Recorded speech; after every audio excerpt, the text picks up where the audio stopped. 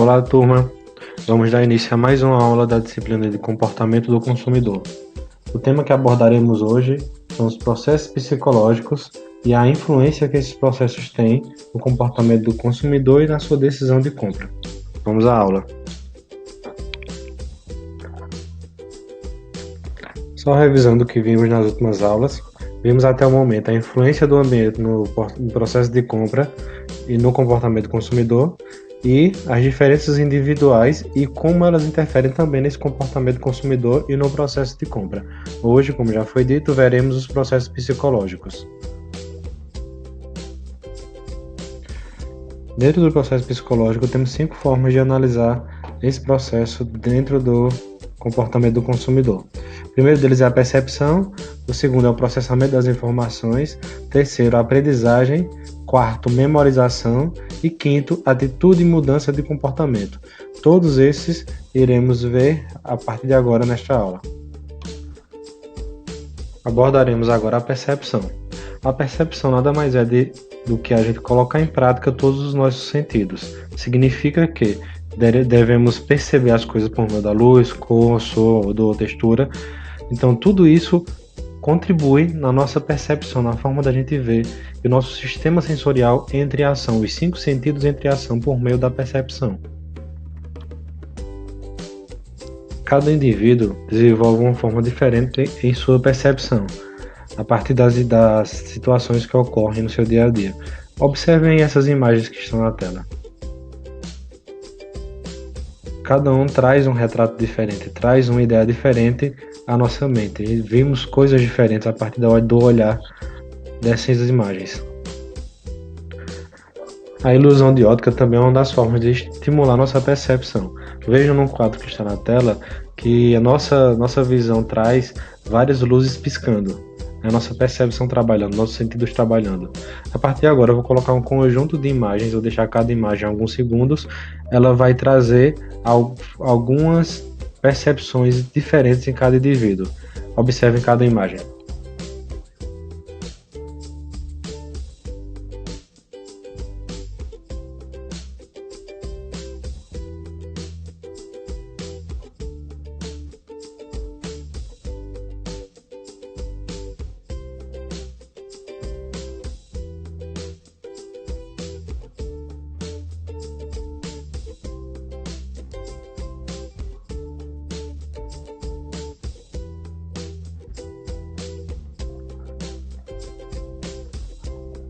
Como ficou bem claro nas imagens passadas, nossa visão ela prega muita peça na gente. A gente consegue ver algumas situações que outras pessoas não enxergam e o inverso também ocorre. A nossa visão ela tem a habilidade de ser associada a situações aprendidas. Você estimula por meio também muitas vezes de cores, e essas cores muitas vezes decorrem de diferenças culturais existentes em cada indivíduo. Para o marketing, cada cor ela tem um estímulo diferente na mente do consumidor, e cada um vai ter que saber trabalhar essa cor de acordo com o tipo de produto ou serviço que ele está oferecendo e que tipo de influência ele quer que aquela cor tenha na mente do indivíduo. Segue um quadro em que traz as cores e as sensações, os efeitos que cada cor traz no indivíduo. Por exemplo, vermelho claro, ele traz alegria. Amarelo claro, ele traz nitidez. Ou seja, cada uma dessas cores ela tem um efeito diferente na mente do consumidor. E é importante a gente entender cada uma delas para estimular nosso consumidor de acordo com o que queremos que ele sinta, através dos produtos e serviços que vamos prestar e as cores que vamos atribuir a eles. Essa mistura de cores e sensações fica bem nítida quando a gente vai, por exemplo, num corredor do supermercado. A gente vê cada produto com uma cor diferente porque ela quer trazer uma imagem diferente para o consumidor. Ela quer estimular no consumidor uma sensação diferente. Ela quer estimular aquela sensação na qual ela quer trazer. Se ela quer trazer alegria, se ela quer trazer uma imagem mais forte, ela traz essa cor que representa isso na mente do consumidor. Apresento agora para vocês as cores mais recomendadas para cada tipo de embalagem e cada tipo de produto. Por exemplo, para o café, a gente tem o marrom escuro com toque de laranja ou vermelho, o chocolate marrom claro ou vermelho alaranjado, por aí vai. Cada com ela tem uma sensação diferente e um estímulo diferente. E ela é muito ligada ao produto que eu estou oferecendo. Vejam na tela alguns exemplos de produtos e cores relacionadas.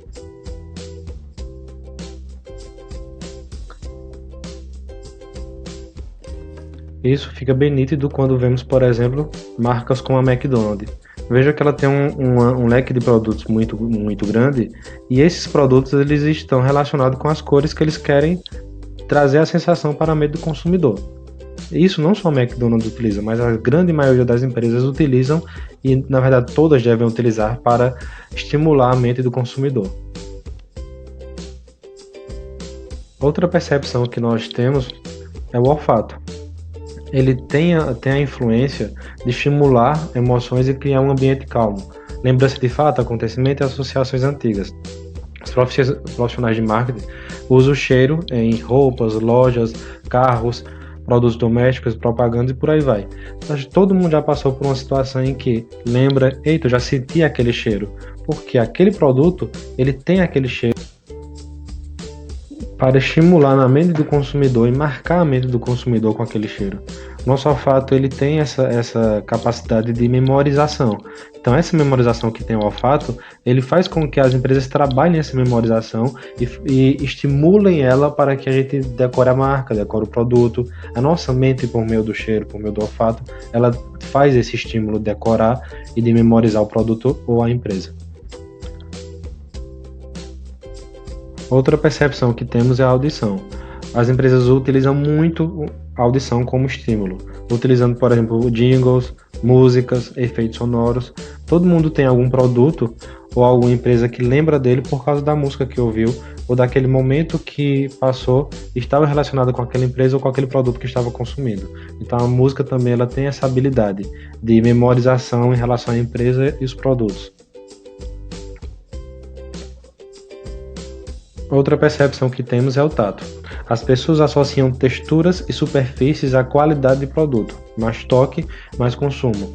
Isso é bem interessante porque tem muita gente que ainda resiste à compra pela internet, por exemplo, porque gosta de pegar no produto. O tato também é um estímulo sensorial. Então, o tato também, em determinadas situações, ele influencia bastante no processo de compra, principalmente em alguns tipos de consumidores. O gosto também faz parte das percepções do ser humano. O gosto ele influencia diretamente no processo de compra, na escolha de um produto, e ele está muito ligado às questões culturais. As mudanças culturais também determinam os gostos que achamos mais agradáveis. Então essa percepção nos influencia e nos estimula a consumir determinado produto. Apresento na tela uma visão geral do processo de percepção. Primeiro temos os estímulos sensoriais, imagens, sons, odores, gostos, texturas, e em seguida temos receptores desses sensores, recebem pelos olhos, pelos ouvidos, nariz, boca, pele. Em seguida a gente tem a exposição a esse sensor. Nós estaremos expostos a esse sensor. A partir dessa exposição ficamos atentos. E essa atenção nos leva a ter uma resposta. Essa resposta é dada pela interpretação que a gente vai ter desse sentido. Vemos alguma imagem por meio de cores, somos estimulados em cima daquela imagem. Escutamos alguma música, sentimos algum cheiro. Então tudo isso estimula a gente, chama a nossa atenção, a gente interpreta aquele cheiro, aquela imagem, aquele sabor de alguma maneira. Como vimos, uma das etapas que tem do processo é a exposição. A exposição ocorre quando o estímulo vem dentro de uma faixa de percepção sensorial de uma pessoa. Existem dois tipos de limites sensoriais. O primeiro deles é o limite absoluto, montante mínimo de estímulo que pode ser detectado. E o segundo é o limite diferencial, habilidade de detectar mudanças ou diferenças entre dois estímulos. Em seguida, após a exposição, temos a atenção. A atenção é o grau em que a atividade em processamento é voltada a um estímulo particular. Em seguida, temos a seleção perceptual. O que seria isso? As pessoas dão atenção a apenas uma parte pequena dos estímulos aos quais elas estão expostas. Ou seja, elas dão atenção àquele estímulo que mais chama a atenção dela. Quando nos deparamos com imagens como essa que está na tela, fica bem claro essas percepções e a atenção que a gente dá, e o grau de atenção que a gente dá a cada uma delas. Elas têm vários estímulos diferentes, cores. Provavelmente um ambiente como esse tem o áudio, tem cheiros nessas lojas e tudo mais. Cada um vai se intensificar sua atenção a cada estímulo que for mais conveniente para ele, ao produto ou serviço que ele queira. Então, qual é o estímulo que vai mais nos chamar a atenção? Agora, nós temos alguns fatores pessoais que são levados em consideração na hora de selecionar o principal estímulo. Entre eles temos experiência, a vigilância perceptual, a defesa perceptual, a adaptação. A experiência nada mais é do que resultado da aquisição e processamento de estímulos ao longo do tempo. A vigilância são consumidores que estão atentos a estímulos relacionados com suas necessidades atuais. Já a defesa pessoal são pessoas que veem o que elas querem ver e não veem o que não querem. Então elas são bem perceptíveis em relação a isso. Elas criam uma barreira, criam uma defesa que só veem o que realmente elas querem ver. A adaptação é o grau em que os consumidores continuam a notar os estímulos ao longo do tempo. Então, quanto tempo vai durar aquele estímulo em mim? Então, eu vou me adaptar àquele estímulo.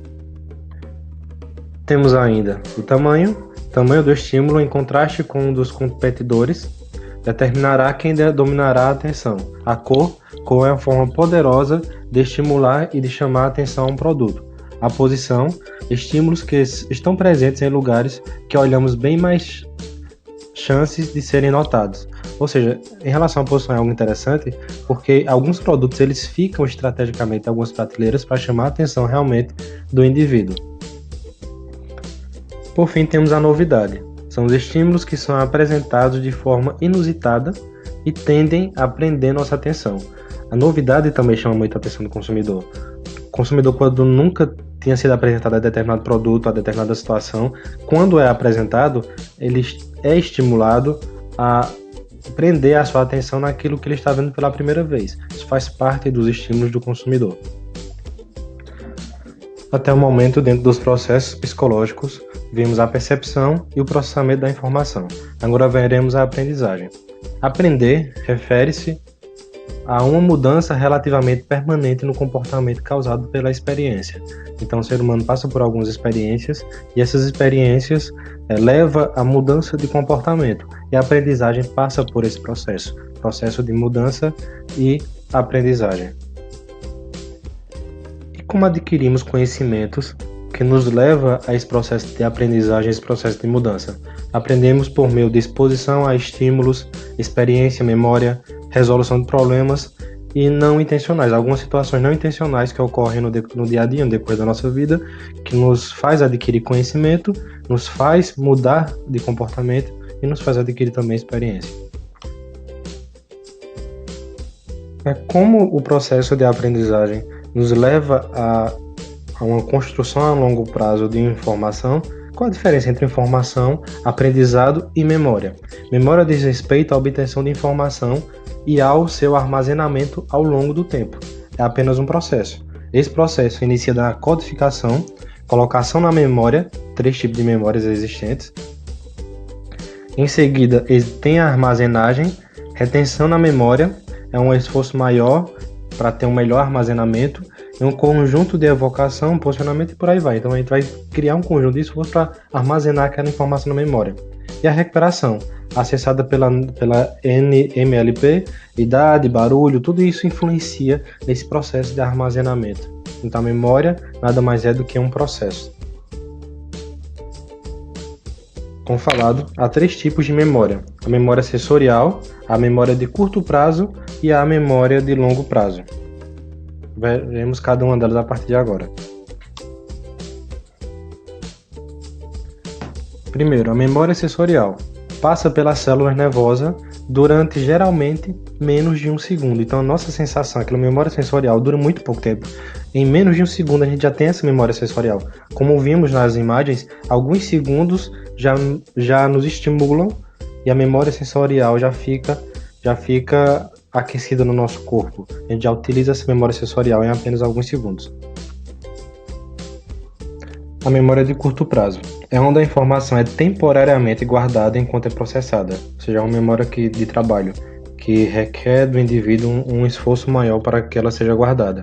A dica é silenciosamente repetir a informação para codificá-la na memória de longo prazo.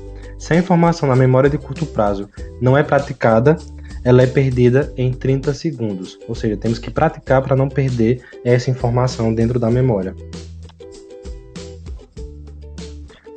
E a memória de longo prazo tem a capacidade ilimitada para guardar informações permanentemente. Informação guardada pode ser semântica, palavra e significado, ou visual, imagem. Ou seja, na memória a longo prazo, ela tem essa capacidade de armazenar informação por tempo indeterminado. Claro que vai depender de um conjunto de circunstâncias, isso pode afetar essa memória. Por fim, dentro dos processos psicológicos, temos as atitudes.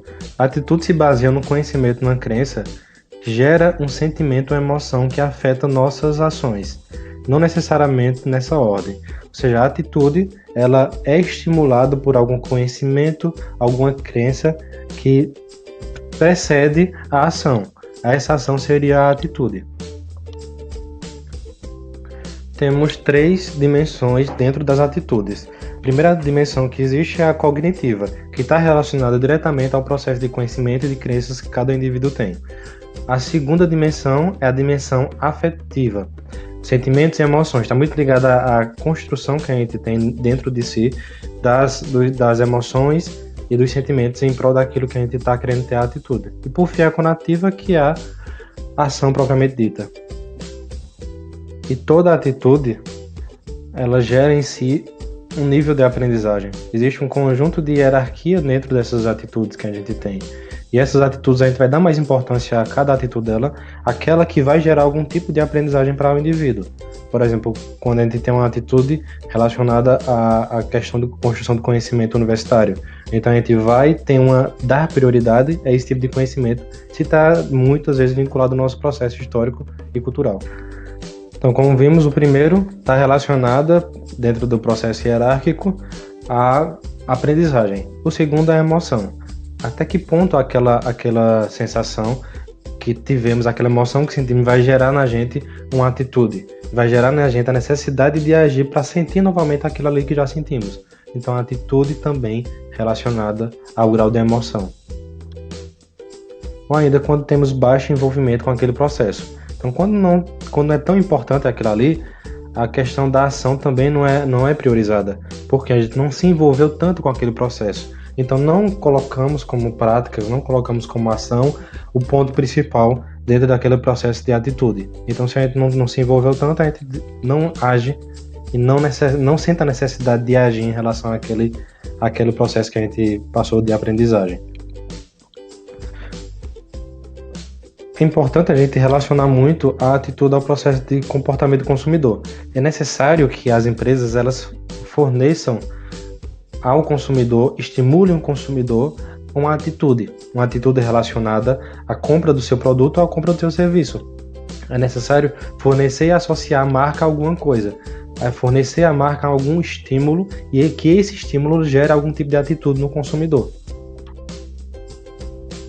E que atitude seria essa? Seria a atitude de comprar um produto ou serviço, de adquirir aquele produto ou serviço. Então devemos estimular esse consumidor, devemos fazer com que aquele consumidor haja, tenha atitude, entre em ação. A ação é comprar o produto ou o serviço. E para isso temos um conjunto de estímulos, um conjunto de percepções psicológicas. Temos um papel como empresa de formar atitude no consumidor. Como é que eu formo isso? Eu formo por meio da criação de vínculo emocional, de comunicação, de experiência, de relacionamento. Eu tenho que construir, de alguma forma, um vínculo com o consumidor. Fazer com que ele tenha uma sensação, ele seja estimulado por meio daquela experiência que ele teve. Então ele construa uma relação e tem uma atitude, a atitude de comprar um bem ou um serviço da minha empresa. Então, a atitude ela é essencial para a construção do relacionamento consumidor. E tem algumas formas de facilitar essa atitude do consumidor, facilitando algumas experiências, por exemplo, com a amostra grátis, com descontos, com distribuição estratégica de ponto de venda e por aí vai. É necessário que a gente estimule de alguma forma a experiência do consumidor com aquele produto ou serviço que eu estou oferecendo. Outra forma também que existe de criar atitude é por meio de associação com celebridades ou situações. É muito interessante em relação à celebridade, porque tem muita gente que consome um produto sim porque outra pessoa consumiu, e essas outras pessoas muitas vezes são celebridades, ou ainda por situações que cada um vivenciou, construiu alguma experiência. Essas situações levam a pessoa a consumir algum produto ou serviço. Então, ter uma experiência direta com um produto ou um serviço é a forma mais prática de mudar o comportamento, de alterar uma resistência que existe a determinado produto ou serviço. Ou seja, faz com que a pessoa experimente aquilo ali. A experiência faz com que exista a mudança de comportamento e a mudança de atitude. E a mudança de comportamento, mudança de atitude, ela é um processo muito difícil, mas é possível. É possível porque você consegue, através de alguns estímulos, muitos deles que a gente já viu nessa aula, fazer com que a pessoa tenha uma atitude diferente. E esses estímulos só vão ocorrer se a pessoa tiver alguma experiência com produto ou serviço que eu quero passar para ele, que eu quero oferecer para ele. Então, ofereça, estimule que a mudança vai ocorrer. E muitas vezes essa mudança de atitude, ela vem muito da importância que eu estou dando àquele produto. Qual a importância que eu dou àquele produto? Qual a informação que eu tenho desse produto que faz com que eu tenha essa atitude de mudança? Muitas vezes essa informação não está tão clara. Então devemos deixar essa informação clara para que exista a mudança de atitude. Não existe a mudança de eu comprar um produto, deixar de comprar esse produto para comprar o produto B, comprar o produto da concorrência. E de alguma forma eu tenho que estimular esse consumidor a ter essa atitude, com mais informação, com incremento de produtos, de serviços ao que eu quero oferecer, agregar valor àquilo. Então, quando eu agrego valor e nessa agregação de valor eu atendo a necessidade do consumidor, a partir daí eu começo a dar o primeiro passo para gerar mudança no consumidor, mudança de atitude, saindo do concorrente para a minha empresa, comprando meu produto ou serviço. É importante, dentro desse processo de estímulos às percepções, aos processos psicológicos, diferenciar o consumidor, que é o consumidor individual, que faz compras individuais, e aqueles que fazem compras organizacionais. Compra organizacional é compra para a empresa, para organizações. Na compra individual, temos como característica uma pessoa, especificações técnicas bem genéricas, compra por impulso, decisões pouco importantes no contexto de vida profissional, volume pequeno, propaganda mais importante que a venda presencial. Então, na compra individual, a propaganda é fundamental. O estímulo à mente do consumidor é fundamental. E ele compra porque foi estimulado por alguma coisa. Já nas compras organizacionais no centro de compra, existem muitas pessoas, especificações técnicas bem precisas, por causa do tipo de produto que eles compram, tem que ser uma especificação técnica bem precisa para o tipo de necessidade que eles têm. Compra por impulso é quase rara, quase que não existe. Decisões podem dividir continuidade do emprego, ou seja, decisões que eu tomar podem decidir a minha continuidade no emprego, volume elevado e venda pessoal muito importante. Os consumidores organizacionais têm algumas características específicas. Por exemplo, a estrutura da classe de compra, as estratégias de compra de um consumidor organizacional envolve decisões relativas ao nível de informação que detém, que devem ser reunidas, seriedades com todas as alternativas possíveis devem ser consideradas, porque a gente está levando em consideração que é dinheiro de uma empresa, dinheiro organizacional, então ele deve levar em consideração todas as opções que existem, e o grau de familiaridade do comprador com a compra. Então, qual é a familiaridade que eu tenho com a compra? Por que eu necessito dessa compra, principalmente? Então, a decisão de compra pelo consumidor organizacional ele deve ser bem específica e baseada em critérios de necessidade reais da organização. Existem 3 tipos de decisões de compra em relação aos consumidores organizacionais. O primeiro deles é a compra direta, recomprar alguma coisa por necessidade e diretamente a alguém que já se comprava. Recompra modificada, quando eu preciso do produto, mas eu modifico o fornecedor, e uma nova tarefa gera novas necessidades, novas compras. Vou apresentar para vocês um quadro resumo dos 3 tipos de decisão de compras organizacional. O primeiro deles é a recompra direta, extensão do esforço. Tomada de decisão ela é habitual, o risco é muito baixo e os compradores envolvidos nesse processo são apenas um mesmo que é aquele pedido que é automático. Na recompra modificada, temos na extensão do esforço uma solução limitada de problemas, porque normalmente quando há necessidade de mudança, de modificação de fornecedor, é porque o anterior não estava atendendo à necessidade. O risco é de baixo a moderado e os compradores envolvidos são um ou alguns. Na compra organizacional, decisão de compra organizacional estimulada por nova tarefa, a solução é ampliar o esforço, a extensão do esforço. Ela é uma solução ampliada do problema, ou seja, existe um problema mais amplo. Então o risco é alto porque você está trabalhando com um produto novo, com algo novo, que é algo que você não comprava antes. E os compradores envolvidos nesse processo são muitos. Muita gente envolvida até que se escolha o melhor entre eles. Bom, pessoal, essa foi nossa aula da disciplina do comportamento do consumidor. Nela abordamos os processos psicológicos e a forma que cada um deles influencia no processo de decisão de compra. Vimos que nossa mente trabalha como se fosse uma engrenagem.